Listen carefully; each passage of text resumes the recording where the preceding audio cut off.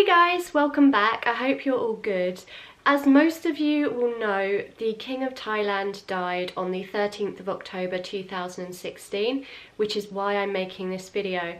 And before I go any further with this, I really do just want to reach out and wish all of the Thai people that may be watching this and all of the Thai people all around the world my deepest condolences. I am very sorry for your loss. I also think it's important to mention that I am filming this on the 25th of October, although you're going to see it a little bit later. And there was another bomb attack in southern Thailand yesterday. So I also want to say my sympathies and condolences to the Thai people in regards to this. I wish all of you who were involved or had family members or friends involved a lot of love. And I'm really sorry that your country is going through a really pretty tough time at the moment. I am by no means an expert on the Thai royal family, and this wasn't a video that I was initially going to cover because of its sensitive nature and because I didn't know a huge amount about it.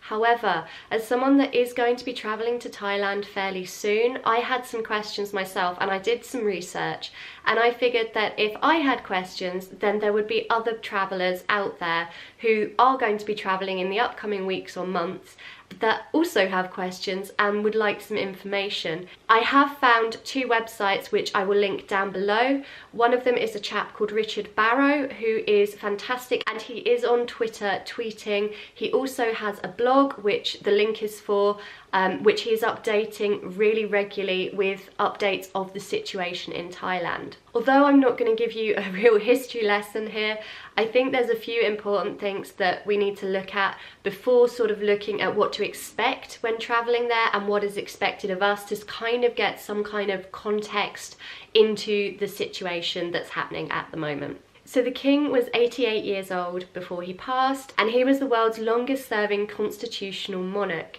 And to the Thai people, the king really was a father figure, which is why when you've probably seen clips in the media of the Thai people during this period of time, you will have seen so many people so upset. You will have seen the mass mourning and everything else, and that is because he was a father figure to them. And whilst that's probably really difficult for people like myself in the Western world to fully comprehend, because we have, certainly in England, a slightly different view sometimes of our monarchy and our royal family. They're not held quite as dear and as respected as perhaps the Thai royal family, or people from other countries in the Western side of the world that don't have a monarchy. It can be tricky for us to fully understand the extent of this grief. But when you think about it in terms of the length of his reign and how important the king was to the Thai people, I think you can see that the grief is very real and that they are really hurting right now. So as travellers, I think it's really important to be mindful of this fact and to make extra effort, as we should always make effort, to be respectful to the people and the culture of the country that we're in or visiting or living in. At this particular moment in time, I think we need to really try our best to make sure we are respectful and that we're doing everything possible not to offend anyone during this period where there is a lot of sadness. So the initial mourning period in Thailand is 30 days, and this is going to end on the 14th of November. And during this time period, Thai people have been wearing black or white or grey, very sombre colours as marks of their respect for their king. This has been something that I wondered about, and I know other travellers are wondering about, and that is whether when visiting Thailand we need to wear black or sombre colours. And from the articles I've read, which I've linked down there, it appears that it is not expected for travellers to wear black or sombre colours. I did find another infographic which I will put up on the screen for you showing how to dress.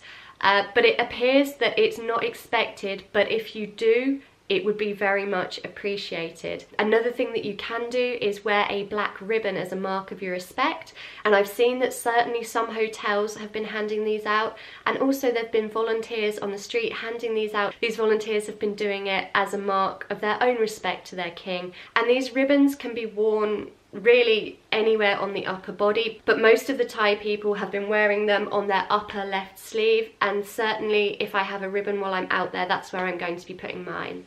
After the 30-day mourning period, there are funeral rites for 1 year, and during this time period, military officials and government officials will also again be expected to wear black or dark colours. I don't know how this will affect other people, and it is important to note, I think, that there have been reports of more rural areas where people aren't wearing dark colours so much, and I don't think this is less respect for the royal family in any way. I think it's just they don't have access to a range of clothes in the same way that you would in a city. And following the funeral rites for 1 year, there will be the cremation. So this is quite a long period of time, and it's hard to know exactly how this is going to change things. On Richard's blog that I've mentioned, there is an up-to-date list of events that have either been cancelled or are still going ahead, so do check that out if you want to. One of the things that I noticed had been changed slightly but was still going ahead was the November full moon party. Instead of being on the 14th, which would go into the 30-day mourning period, it's been moved, I think, till the day after on the 15th, but do check that out. And I do recommend, if you're going to a tourist attraction that has any relation to the royal family or to the king, then try very hard to wear a dark colour t-shirt or certainly a ribbon to show your respect in that place. Do also bear in mind that if you're visiting Bangkok, this is the final resting place of the king, so people are going to be extremely respectful here, and it may be that you do need to observe the darker colour scheme and everything a little more than you would in other areas, so just be mindful of this as well if you're visiting Bangkok. It's hard to say exactly what has changed. As I said, there is a list of events and everything. From what I have seen, alcohol is still being sold, there are still bars open, people are still going to the beach and everything, but underneath, obviously, with all the Thai people, there is that sadness. So although it may be business as usual in the tourist areas, just be respectful of the fact that they are grieving, and rowdy behaviour and just being disrespectful or rude, particularly now, is not a nice thing to do. Personally, what I will be doing is packing much the same wardrobe as I was previously. I will make sure I've got some black t-shirts with sleeves, not just like tank tops with me, just in case I feel that I want to show my respect even after that initial mourning period. And it's going to be a personal choice as to what you take, but I believe that a black ribbon that's worn sort of up on your left hand sleeve will definitely be appreciated by the Thai people. I'm sorry it's been a bit of a somber video, but I thought it was an important one to cover. I know I haven't got a huge amount of information for you, but at least you can click on the links below and keep updated with what's happening as it happens. I will be back later in the week with more videos. Until then, guys, much love, take care, bye!